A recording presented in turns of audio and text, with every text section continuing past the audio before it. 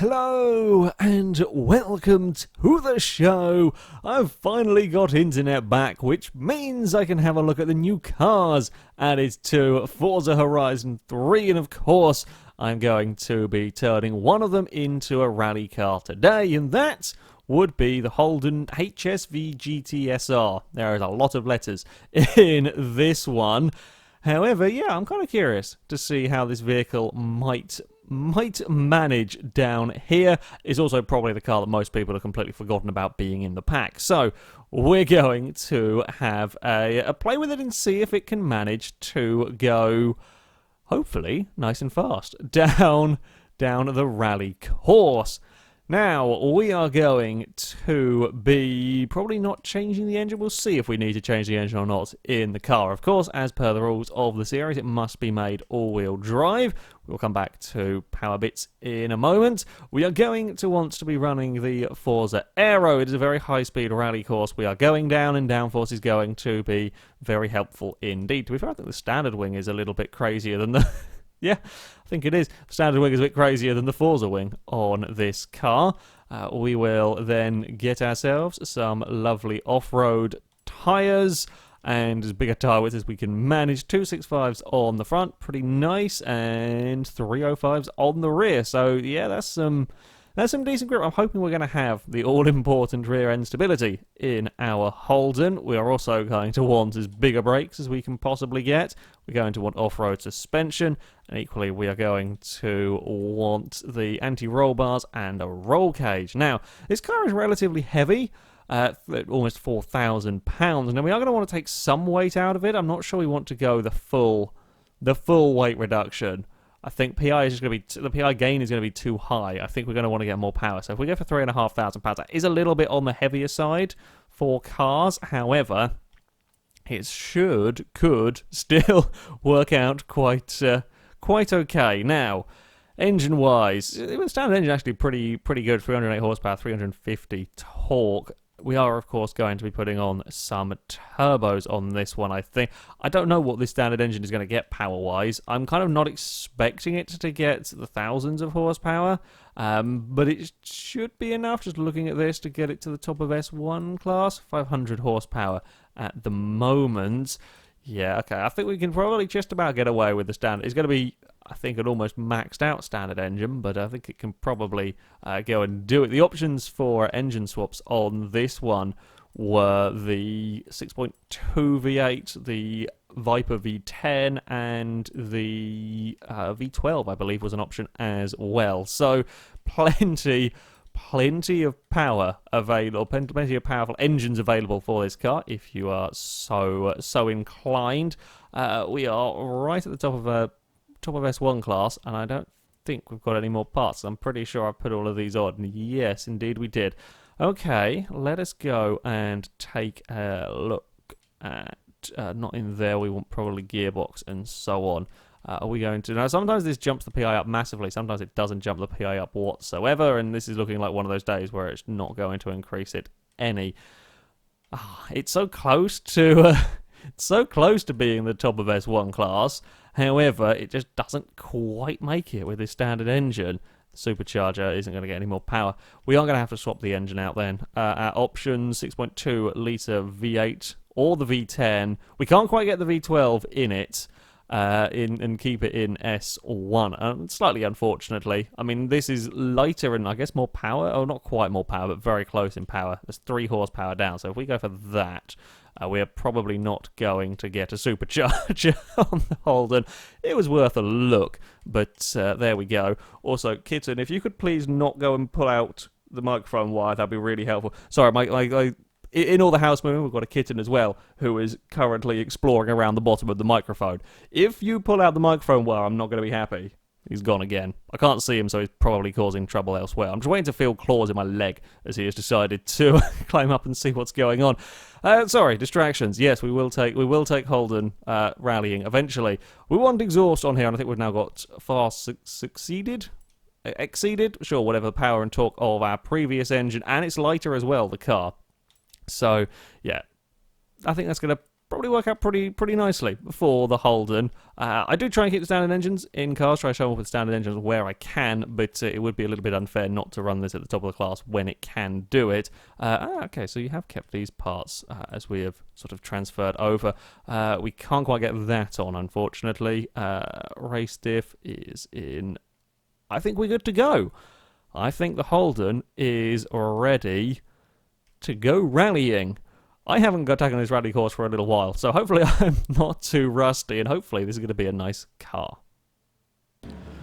So it is off to the Reservoir Trail with our HSV. It is going to get 3 runs through the course in an attempt to beat the Ford Woody. Yes, that is our current leader. A 2:29.8 is the fastest time through this course. The HSV, I think, is likely to struggle quite against that time. You never know, though. You never know. I have been so surprised by vehicles in the past. I'm not expecting this to have the power, although it's not bad acceleration down towards the water splash for the first time. We are probably going to be flat out through turn 1. Indeed we are, at 150 miles an hour through that corner. I was a little bit too wide, almost ending up in the wall across that quite nasty bumpy bridge, in fact, down there. Got away with it though in the GTSR. Oh, the brakes are good on this car. Oh, the brakes are really bloody powerful on this. This is up there with the Impreza and the Evo, I think, in terms of getting stopped, which is very nice indeed. Use the water to get the car turned a little bit through there. Now, how do we fare across the bumps? This is going to be the big test for the HSV, and it is not too bad. Could have done a little bit better across there. Again, I probably could have positioned it slightly better as well. What sort of speed are we going to maintain down this section? Now, oversteer is a fairly crucial thing to get under control with these cars. Very, very high-speed sections, and if the back end of the car is moving around, that is scrubbing off speed that could be used for going quicker up these hills. So yeah, it's pretty good. Water, 110 miles an hour through there with not too much in the way of problems of throwing it in with a lot of speed, and it's just about okay through there. It's not been the cleanest of runs, I'll be honest. It's been a little bit scruffy in a couple of places. However, the car has actually been very composed, even if I've been a little bit out of place with where I want the car to be. On the most part, it has been okay with, with me gathering it all back up again and getting it under control. Oh, we've overshot that one. In my eagerness to get through that corner, carried way too much speed. And you can carry a lot of speed on the way into these corners. You get a little bit carried away in what you think the car can do. Now we have the very bumpy back straight for the Holden to be soaring down across the first of the big bumps. Lovely lined up for this next section. There's plenty of speed across the first part and plenty of speed across the second part, even if we are a little bit looking up at the sky. You can't quite turn into these corners with that much speed. However, it is looking like a pretty solid opening run, in fact, from the HSV, considering I know there are a couple of places where I was out pretty wide and I clonked the wall at one point, almost completely missing a corner. That is a very good time. That is a very good time indeed. Ooh, maybe the Evo 6 could have a challenger here. So it is on to the second run with our HSV. And I'm thinking that's a pretty solid start, really. I was expecting that to be a little bit slower. We've got a decent amount of power, decent amount of torque, no doubt about that. But it isn't the crazy 1,000 horsepower, and we're not particularly light either. And this gets off the line very well, actually. We've got very good acceleration towards that giant puddle. No, we're not quite going as quick as the likes of the Alpine or the Mini, the crazy lightweight cars, but we are actually not that far off, or certainly not as far off as you might expect. So yeah, there is definitely potential for a very quick time in this car. Turned in through the next corner. There's that little bit of oversteer that we don't particularly want, although at that moment in time can just about get away with it. Now, bumps time. That was much more like it. That was much better. The car settles a lot nicer across there, and we will be flat out through the next couple of corners, and then hopefully flat out all the way down here. Oh, I'm so glad I've got a lovely, nice, relatively easy car to drive in this. This is very, very, very well suited, it turns out, to rallying. Ran a little bit wide on the takeoff for that jump, but it is okay. We have got it, again, all sorted out nicely. A little bit slower on the way into that chicane, but it does tend to make you a bit neater, and you can get the power down nice and quickly on the way out of the corner. And because we haven't got any tremendous oversteer, the car is very, very happy to take corner speed around here. I think we are on for a pretty damn quick run if we can keep everything together in the HSV. Again, it is so easy to plant this car where you want it and to carry mega speed through these corners. I said with a 22B, but it was flat out for a huge amount of the run. I probably shouldn't have been quite that. Problem is, it is so tempting with this car. It can take so much quarter speed. In fact, that one I was a little too eager in taking quarter speed and just throwing the car about. It ended up out wide in a very odd angle. I don't think I've ever been in the water at that angle before with a car in this series. But you just get the confidence in the GTSR here. Oh, bad things were happening a little bit on the takeoff. We sorted out amazing. I thought we were going to get the trees there. Amazingly, we've got everything sorted out with the HSV as we head up now towards the final corner. Not quite as rugged, not quite as out in the weeds as we were last time around.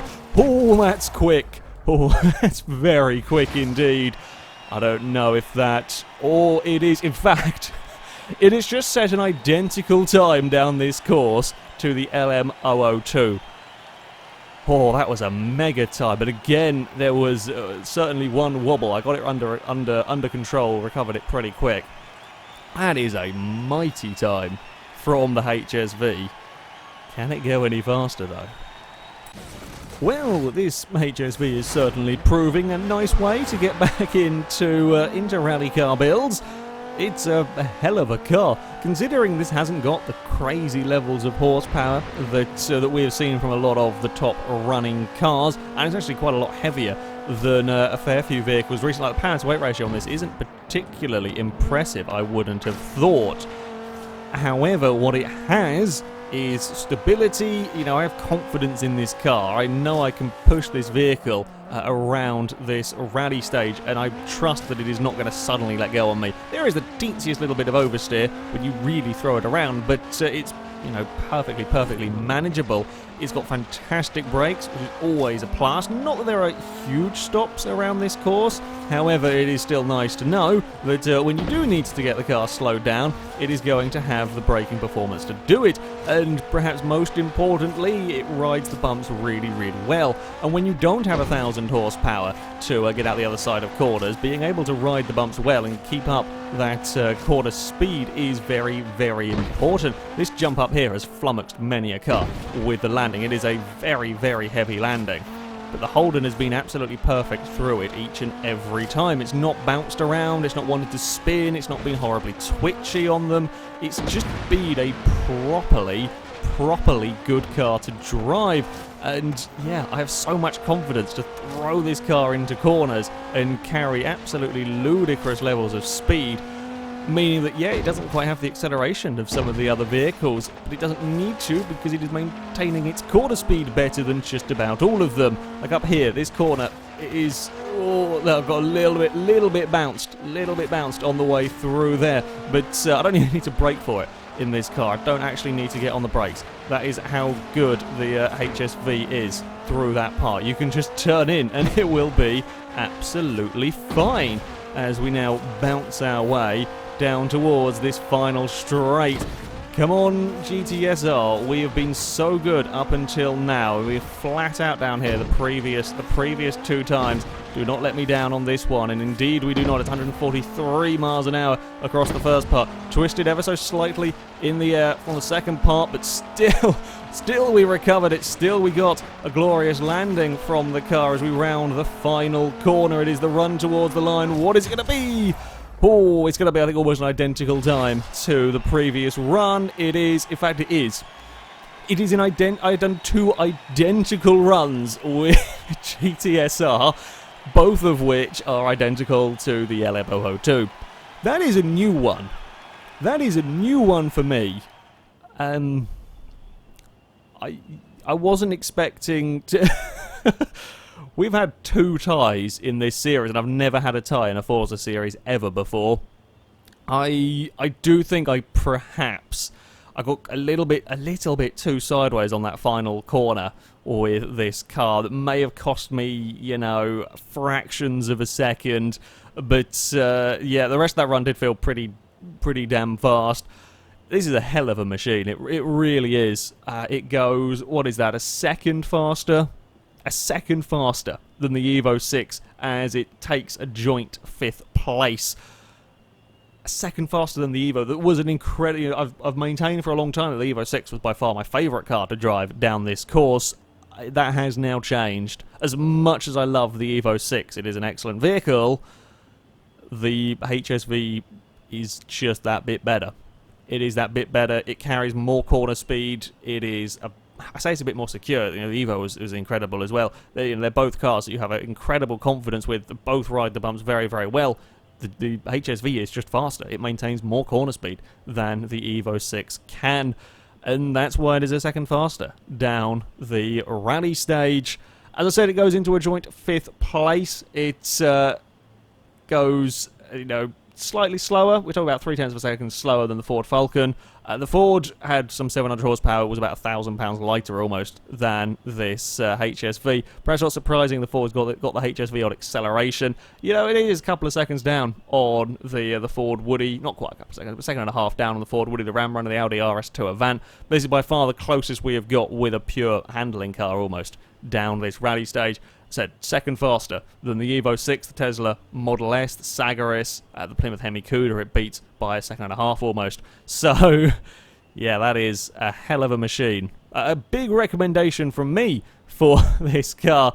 That's a lot of speed down this course, and apparently I am very, very consistent with my runs. However, that is going to be it from me. Thank you very much for watching, and until next time, goodbye.